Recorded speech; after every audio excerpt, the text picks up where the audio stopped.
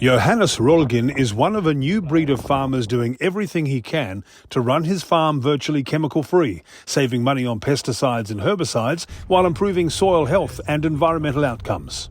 When we first started up 25 years ago, we would have easily sprayed our cotton crops 20 times in a single season, compared to nowadays, 25 years down the track, where we would be spraying insecticides maybe once. So highly regarded is Johannes, his family recently won the RDO Equipment Darling Downs Cotton Grower of the Year award. But his farming methods are not unusual on the Downs, where a large group of farmers are doing the same thing.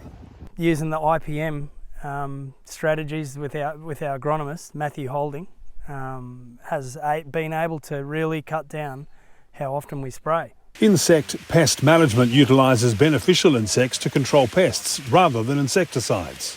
Last season we didn't spray at all with insecticides because of that, and being able to push that out as far as we could. So that's a brilliant result for us. It's not just pests that are the focus, as farmers introduce non-synthetic ways of fertilising their crops. We started using manure from local feedlots, and I guess in a year we have been using feedlot manure every year since then.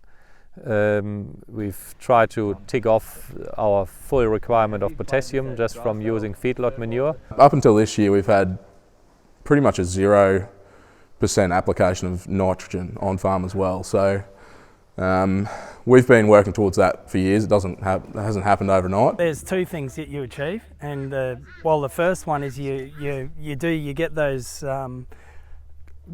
good nutrients that are slower release and better for growing a plant in, but also you're putting organic matter into the soil, which helps you hold more moisture. For these farmers and many others, the focus is on soil health, the best environmental outcomes and crop yields. They benefit because the feedlots are close by, and that means cartage costs are low, as is the cost of this natural fertiliser, which helps close the loop. We'll harvest our crops here, our grain sorghum, and you'll send it to the feedlot and the cows will eat it, and then we're grabbing the waste product and putting it straight back on our country. With the wetter than usual season, farmers are having to spray for some weeds, but they are committed to doing everything they can to reduce to zero their reliance on chemicals and synthetic fertilisers. We're caretakers of the land for future generations, so through that we've got to be very careful with our soil and plants and everything we do. Darren Davies, Cotton Australia News.